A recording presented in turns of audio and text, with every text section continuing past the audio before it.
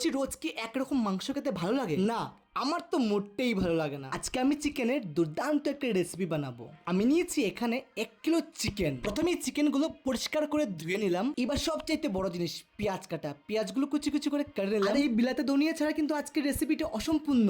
হ্যাঁ, আজকে আমি বানাচ্ছি চিকেন ধনিয়া। আর ওইদিকে শুকনো লঙ্কা, গোলমরিচ, আদা, রসুন শিলনোড়ায় বেটে নিচ্ছি। আর সবচাইতে ইম্পর্টেন্ট বিলাতে ধনিয়া। আর এই বিলাতে ধনিয়াগুলো কিন্তু একসঙ্গে বেটে নিচ্ছি।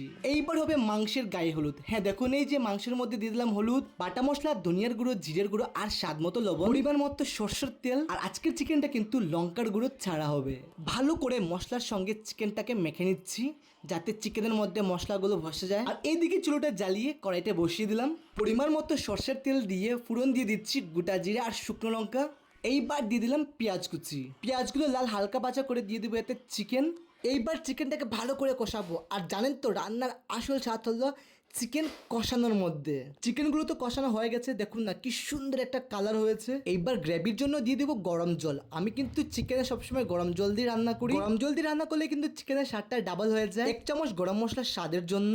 ভিডিওটা কেমন লাগছে কমেন্টে জানাবেন কিন্তু আমাকে। এই যে দেখুন হয়ে গেছে আমার চিকেন ধনিয়া, কি সুন্দর একটা কালার হয়েছে দেখুন।